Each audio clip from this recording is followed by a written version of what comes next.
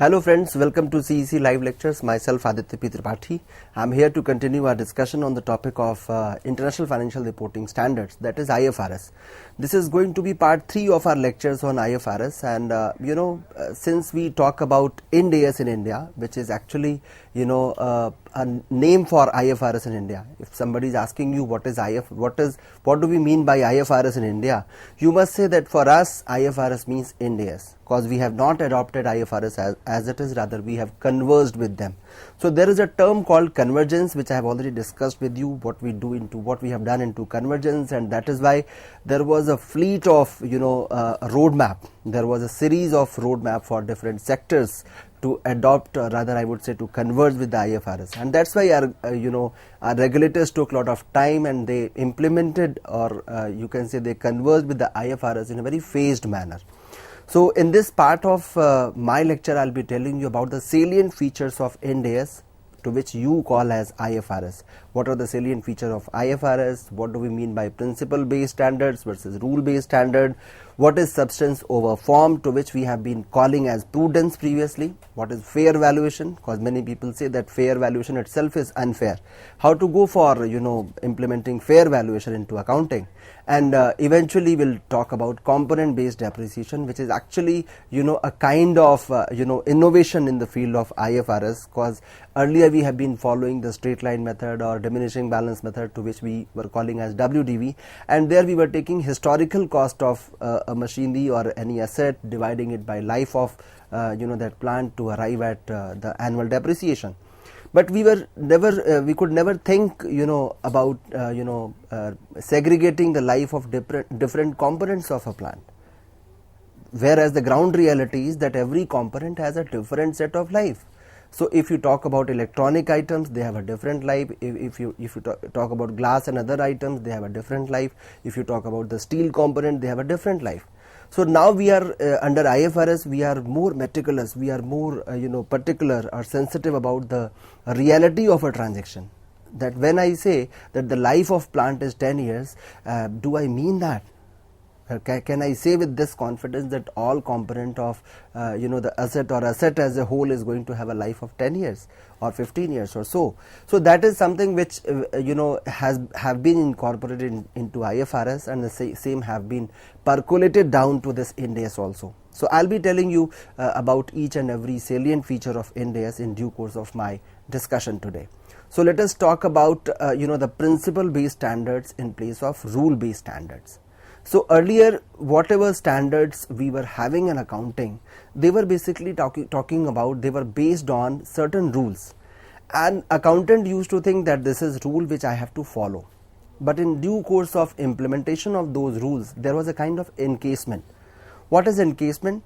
Encasement means when you are doing a job which is of repetitive in nature, you don't bother about the subjectivity which is involved into that transaction. Rather, you become very objective. You just think that 2 plus 2 is equal to 4, and you don't think beyond that rule that 2 plus 2 is equal to 4. But can there be a synergy? Because when you talk to management people, they would say that 2 plus 2 may be 5 also, and there they talk about the game of synergy, the presence of synergy. So similarly, if everything else is changing, why not accounting? Why not accounting standards? So earlier we were having rule based standards which were talking about implementation of rules. They were not at all bothered about the principle. Nobody could even dare to think beyond this, that what is the motive behind having this kind of standard. Say for instance, if I give you an example of inventory, valuation of inventory. So for that we were having a standard, and it was telling us which method of inventory valuation to follow. But we could never think that what is the motive behind having this standard. And if you look today, what we talk about the valuation of inventory, earlier we were talking about cost or market price, whichever is less. Previously we were talking about cost of inventory or market price, whichever is less, that is going to be considered as the value of that inventory. But now we have moved ahead of that market price. We talk about NRV. What is NRV? It is net realizable value. So if you tell me that sir, market value of this inventory is say 1000 rupees, but in order to sell it out, you need to shell out 10% on account of commission to marketing guys, that is 100 rupees. So out of 1000 rupees, 100 rupees will go into the marketing expenses. So roughly, or you can say in a proper manner, if you ask me how much money is going to be received, it's not 1000 rupees, it is actually 900 rupees, cause you are now realizing that market value is one thing, it is given there. You can calculate, you can get market value by simply doing a research in the market, what is the market price there. But what about NRV? So now we have started thinking beyond that, that inhibition, that earlier we were taking cost or market price, whichever is less, and we were boasting that yes, we have implemented properly, we have implemented the valuation of inventory in a very proper manner. But what about that NRV? So if you go as per principle, what was the principle behind implementing cost or market price, whichever is less? The principle behind this was that we should consider the net value, the real value of inventory which we are going to receive. But by implementing market price, were we doing so? Could we do so? Answer is no. So in principle based standards, this is a beauty of principle based standards. Rather, I would say that it is the beauty of IFRS which actually incorporates the principle based standards in place of erstwhile rule based standards. The same is the case of depreciation. Now we talk about component based depreciation. So that I'll be telling you when I will discuss with you regarding component based depreciation. But here principle based and rule based, I have previously also exemplified about a railway ticket counter where a person is standing in queue. The rule is that you have to come in queue. What if there is only one person? So you have to apply your common sense as an accountant. These standards say that we have given you standards, we have given you IFRS, we have given you interpretations, but above all you will have to apply your common sense, that what is the motive, what is the reason behind implementing or setting these kind of standards. So that is something which is more important and crucial for an accountant to implement these standards. So standards are set to ensure uniformity, to ensure transparency. It is not to show the rigidity. There is no rigidity. There has to be a fair degree of dovetail. So you should not talk about a compartment which is watertight and there is no change which is allowed. So IFRS basically propagates or motivates or promotes for principle based standards in place of rule based standards. And remember, IFRS says that it is not only applicable on your standalone financial statements. It is also applicable on your consolidated financial statements. Suppose if your company is having a standalone balance sheet, standalone financial statement. So at times you assume that these standards are applicable for standalone statements only. Answer is no. It is applicable for not only the standalone statements but also for consolidated financial statements. And next is that the third and another important salient feature of IFRS Converged Ind AS is that it is giving greater importance to the concept of substance over form. Now here I would once again exemplify one item. When we were differentiating between the capital and revenue item, normally we as a teachers, we try to give you certain tricks and tips that yes, this is the way you can identify the very nature of a transaction, whether it is a capital expenditure or a revenue expenditure. And some students by mistake they inculcate this notion that if any asset is going to be used for more than 1 year, then obviously it is going to be a capital asset. They may be right. So form is that it is actually whether you are going by substance or by form. I can give you one example. When I was when I started my career as a teacher, I developed my study room, and in that study room I have a dustbin. So below that table of mine there is a dustbin, and you won't believe I have been using that dustbin for more than last 5 years, because normally what we are doing, we are putting some papers into that and there is no wear and tear into that. So that dustbin I am using for more than 1 year. Now the question comes, as per the rule of accounting, you have to identify whether the expenditure incurred on the dustbin is of capital nature or is of revenue nature. So if you go by the form, which says that if this expenditure is going to benefit me for more than one financial year, it can be regarded as of capital nature. So according to you, this dustbin should become an asset for me, and it must find a place in the balance sheet, on the asset side of my balance sheet. But will it be correct that if I start showing dustbin in the balance sheet of mine? The same is the case of paperweight. A paperweight which is kept on my office table, can I show it as my asset? Answer is no. Why no?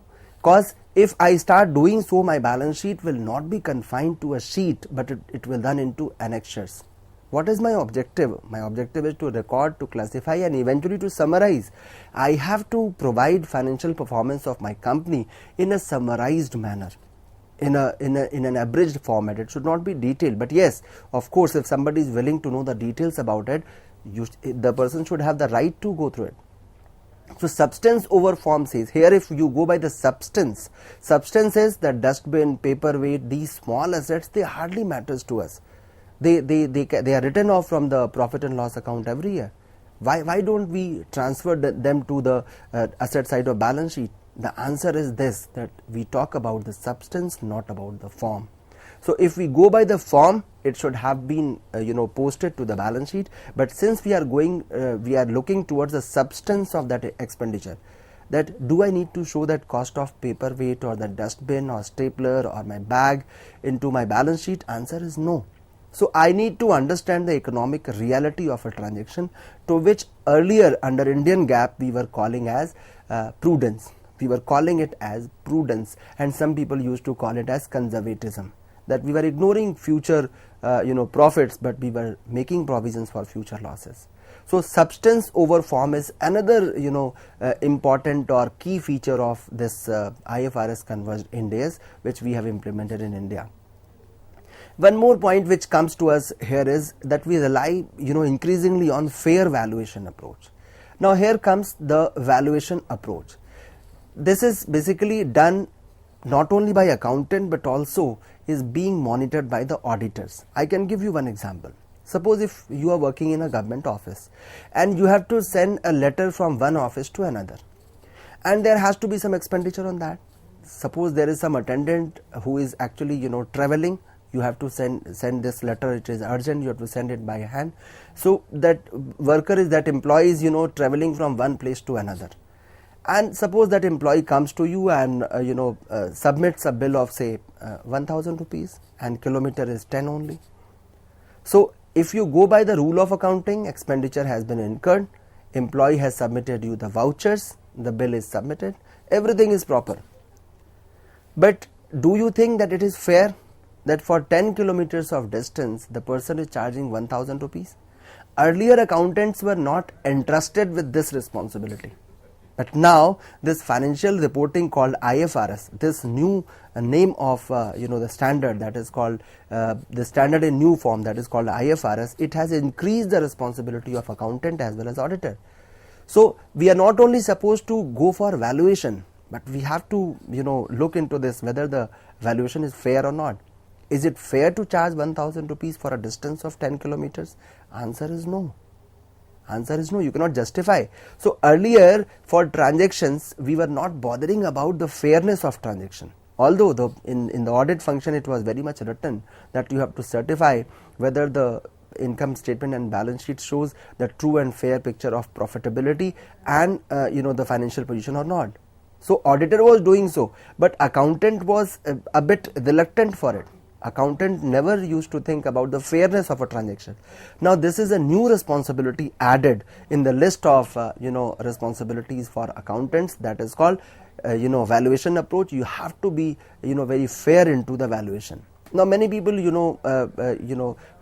have started crying foul about it, that fair valuation itself is unfair. What is fair for you, it may be unfair for us.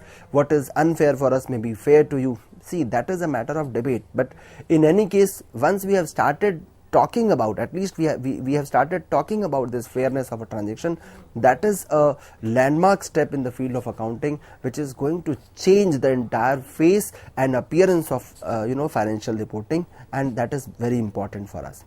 So for fair valuation you can have number of examples. If you talk about market valuation, you have done the market valuation, you have computed the salesman's commission, you are reporting about NRV, net realizable value. But is it fair? Whatever you are reporting, is it fair? So that is something which you need to question before passing an entry into your books of accounts, and that is the crux of IFRS. In every standard you will find the approach of an accountant to be fair, that they have to follow this fair valuation approach. And apart from all this Ind AS is actually demanding for greater amount of disclosure, that you have to disclose everything, whatever may be needed for any of the stakeholders that need to be disclosed. So you need more disclosures of all relevant informations and assumptions which you are using. So whatever assumptions you are using, whatever relevant information you are using into your accounting, you need to disclose it, because once you disclose it, there can be no question on your integrity. You have disclosed everything, whatever assumptions you are taking. Suppose if you assume that the life of this machinery is going to be 5 years, and you have valid reasons for that, you have logical answers for that, there is no point bothering about that assumption, because you need to mention that this is my assumption, and under this assumption I have made this transaction, and there is a disclosure to that. So there is no possibility of suspecting you. The auditor himself or herself will not question you while going for audit. And next is, it requires higher degree of judgment and estimates. Now under IFRS, the judgment and estimates, they become your two hands. One is your judgment, another is estimate. You have to go for making a judgment, making a decision. You have to do the estimations. Although chartered accountants or accountants have already been doing so, but yes, the degree of judgment and estimates have now tremendously increased. Because under this IFRS, the responsibility of accountant in terms of judgment and estimates have increased a lot. So if you ask me, sir, in what manner it has increased, can you give an example? Yes, I can give you a very small example for the degree of judgment. Suppose if you are say for instance you talk about inventory valuation, you are talking about the raw material inventory. You have to make a judgment, what should be the cost of my inventory, whatever cost you have incurred, that is CIF value, cost, insurance and freight. So whatever amount you have incurred in buying that inventory, loading, unloading, so plus insurance, so that is called CIF, cost, insurance and freight value. You will take a CIF value and announce it to be your cost. Now for calculation of market price, which market you are referring to? Are you referring to a market where there is huge competition and price is very low? Or you are going to a moderate market where competition is moderate, price is also okay, or you are going to a market where prices are comparatively high? Now this is your judgment, this is your call, that which market price are you taking, are you considering here, and accordingly, suppose if you go for taking a market where the price is moderate, then obviously there is no question into your integrity of your integrity or the way you have implemented. But yes, of course, if you are not taking the normal market price, rather you are going to a wholesale market and considering that price, it means you are doing something wrong. There might be some objective behind that, and here comes the role of shenanigans. In the next lecture of mine, I'll be telling you financial shenanigans in the era of IFRS. That with the IFRS, could we eliminate the possibility of shenanigans? That is also another question. So where we are giving you, we are actually strengthening you with lot of power for judgment and estimates. Are you exercising it properly? That is also a question for an accountant to answer. Now if I talk about understanding the Ind AS, they are based more on increasingly on substance over form. Now here a very popular example which is given to us is sale of goods on extended credit terms. Normally you are selling it for 12 months, giving a credit for 12 months to some customers. If you are offering more than that, then obviously you will be charging some interest on that. So substance over form says that you don't go by the period, that you have to extend credit for 12 months only. There can be someone who is availing more than credit for more than specified period. So in that case, those debtors will not become your fixed assets. They shall remain your debtors only. Because you have to understand that you are supposed to get driven by the substance, not by the form. If you go by the format of this transaction, this has to be transferred to the fixed assets category. But you cannot do so, because above all the ground reality is that these are your debtors. They are not your fixed assets. You cannot call them your fixed assets, because it is you who have given them this right. Now, but this transaction, on one hand, it is having substance over form. On the other, it has certain accounting implications also. What is that accounting implication? There is some financing element which becomes an integral part of this pricing mechanism. When you decide prices for goods which are being sold on credit, there is always a component of interest which is added. You must have studied in the chapter of hire purchase or installment payment system. Nowadays people talk about 0% finance. Now, what is 0% finance? People think that bankers are not charging any interest from us. Obviously they are not charging any interest from you.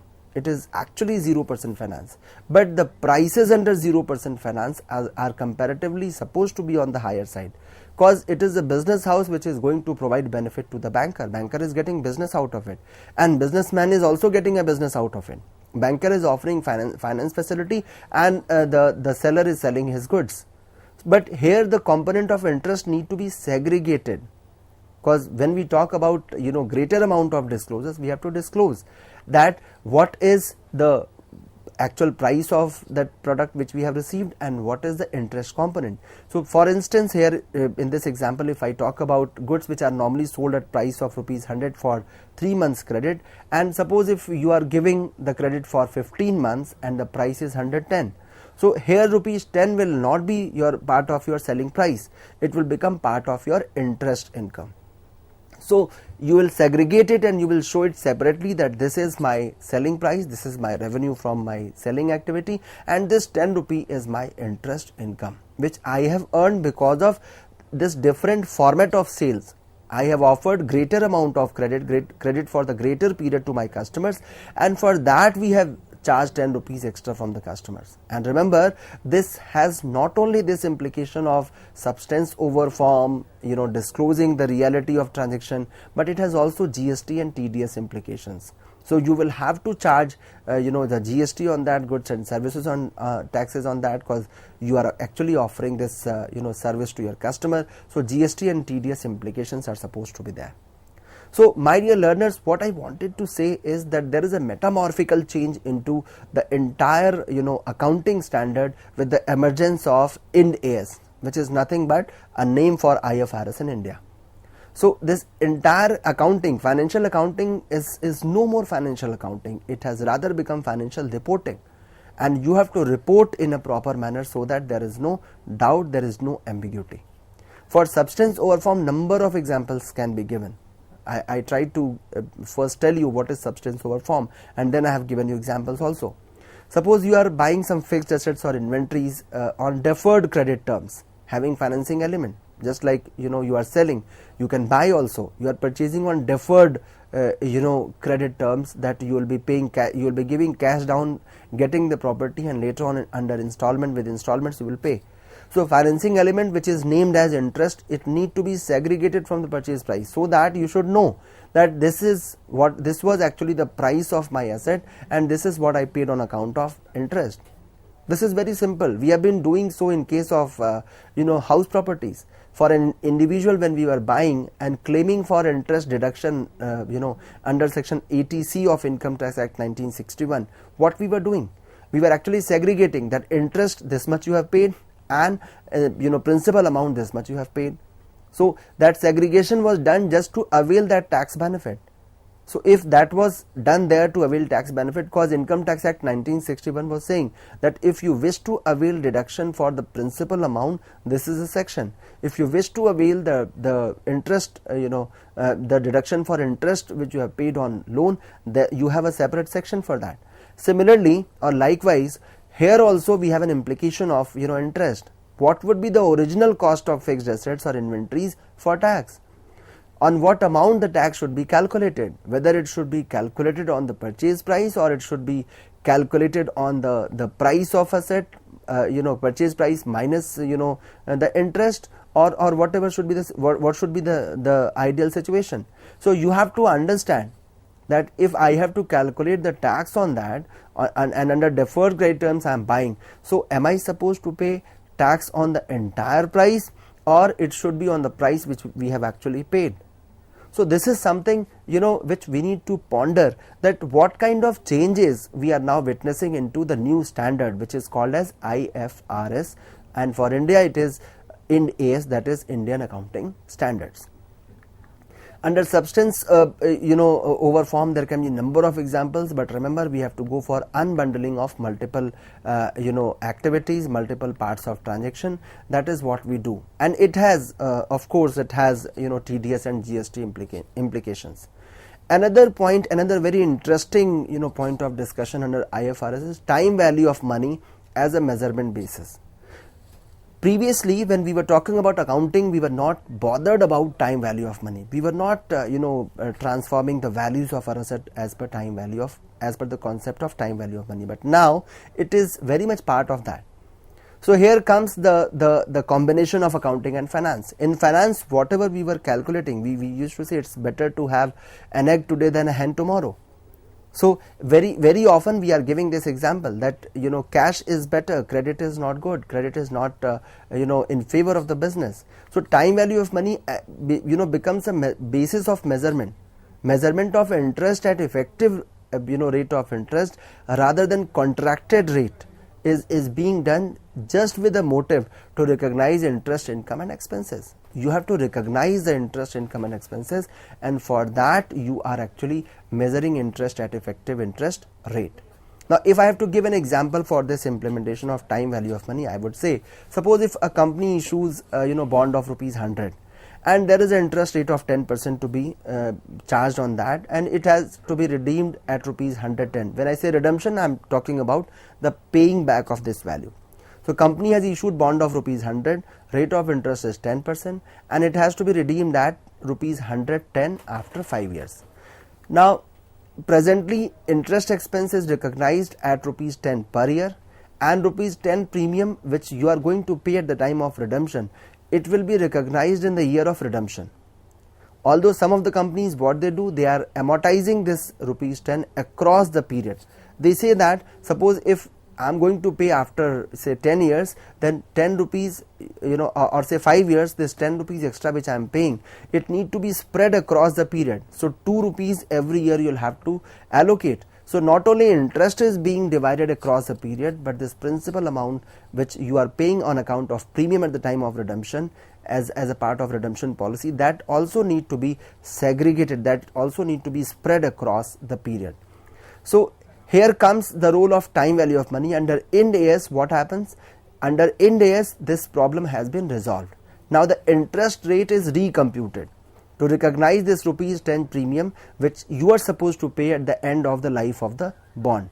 And accordingly, what happens? Your interest rate is no more 10%. It now, if you calculate, it becomes 11.43%. Now this is the beauty of Ind AS, that you are being so meticulous. You are not even ignoring the concept of time value of money, and it has this rate of 11.43% have implications on TDS and also on minimum alternate tax, which is known as MAT, on account of change in book profit. Additionally, we have started, I told you about the fair valuation. We have started, increasingly talking about the fair valuation as a basis for measurement, where certain investments which you are holding for, trading in normal courses of business, which require, they require under Ind AS to be measured at fair value. And changes in fair value, whatever gain or loss you are having after the valuation under fair value, that need to be recognized in profit and loss account, and you have to recognize it either as a profit or loss. Whatever the situation is, accordingly you will have to understand and implement it. So with this, my dear learners, I tried to give you a complete overview of this salient feature of Ind AS, and I hope and believe that you must have understood these important components of Ind AS, which is actually a name of IFRS in India. With this, I am ending today's lecture. Thank you so much.